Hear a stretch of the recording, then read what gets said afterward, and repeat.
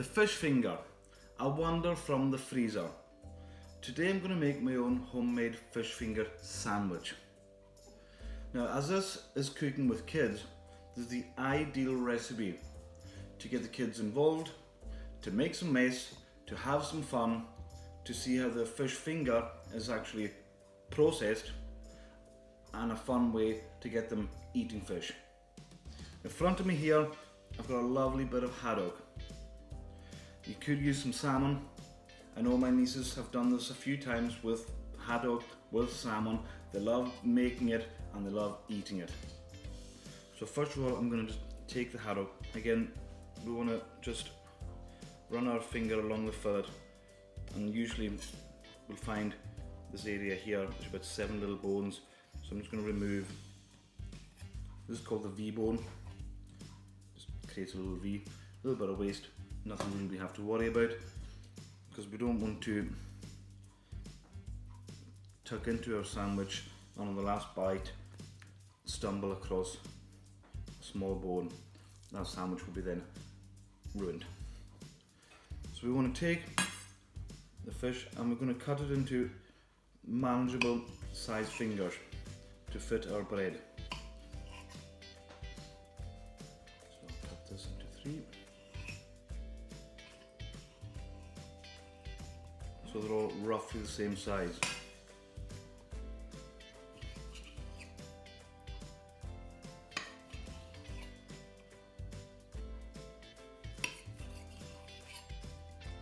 Okay, so fish.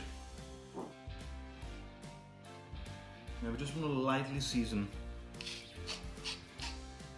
You see it's also like fairy dust falling onto that. Don't want to be too heavy handed with the salt.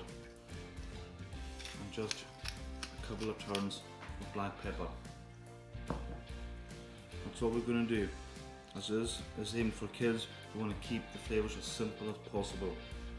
So no lemon, we don't need the lemon, nice and simple. We're going to really show off the flavour of the fish.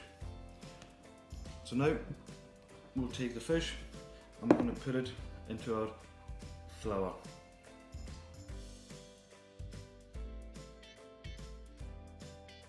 And this as well, just going to help the egg and the crumb stick to it. And another thing I want to mention here is the gluten-free. We could use gluten-free flour, and you can actually buy good quality gluten-free breadcrumbs, or you can buy gluten-free loaf and just make your own breadcrumbs. Into the bowl, I'm going to crack our eggs.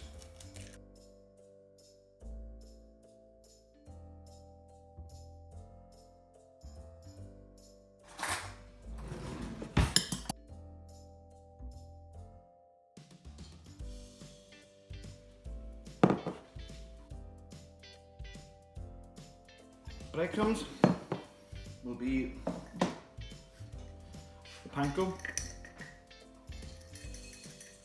Now we just want to add a little just now. We don't want to waste too much of the crumb. We can always add more if we need to. Our tray ready to go. So we've got the floured fingers, we've got the egg, and we've got our crumb. Now this stage is where it's fun for the kids. You could have maybe one doing the flour, one doing the crumb, one doing the egg, sorry, one doing the crumb. Or everyone just mucks in and makes a complete mess. Or organised chaos. So, in with our fingers first. Into the egg. Again, we just want to shake as much excess off there as we can. And then into the crumb. Make sure it's evenly coated. And just want to press that gently into the crumb so we get a really good coating. And just continue with the rest.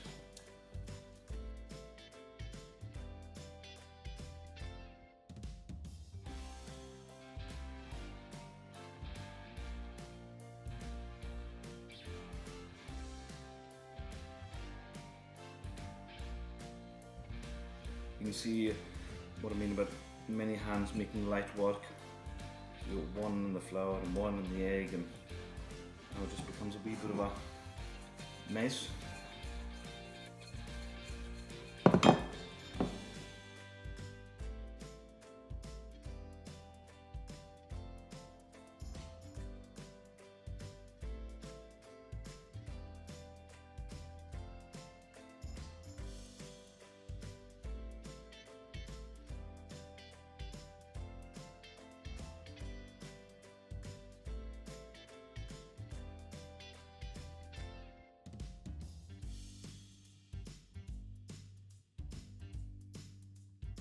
So there we have our fish fingers good to go. I've got the fryer preset 160. It's going to take about a couple of minutes. It's not long. They're small, thin fingers. Now, if we weren't going to cook them, you could, if you're batch cooking, freeze them as they are in a tray. And once they're frozen, they can be bagged off and just stored in the freezer for whenever you want. But we'll get them into the fryer right now. Now before I start frying, another way of cooking it would be to bake them in the oven as well for the more health conscious. Maybe just brush it lightly, very lightly with some oil into a hot oven. But today I'm just going to very quickly fry them. Again, bearing in mind we are working with hot oil, no kids around the fryer, we can maybe show them how it's done and talk them through it. So we'll get them into the basket.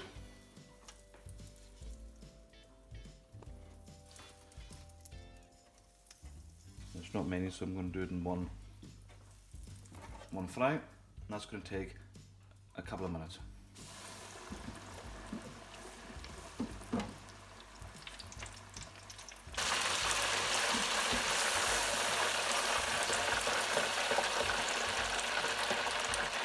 Here we have, after a couple of minutes, nice golden crumb, and now to make the sandwich. To put the sandwich together, my choice of bread today is a soft loaf.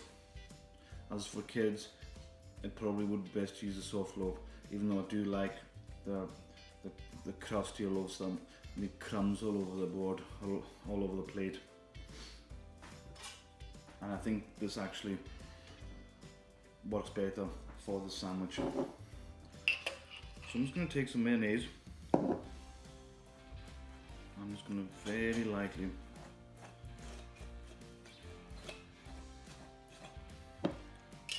I'm using mayonnaise instead of butter. But the mayonnaise will do the same thing as the butter would and protect our bread. Again, to the edges, I'm doing people who just skimp. Now we'll take our fish fingers.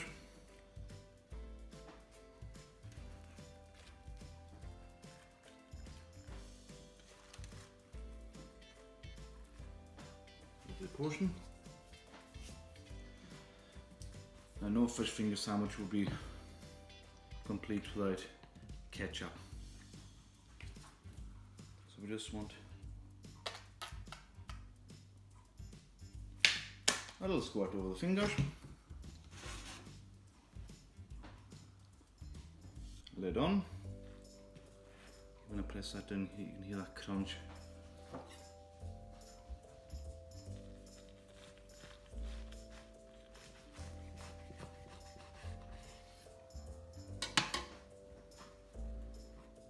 Here we have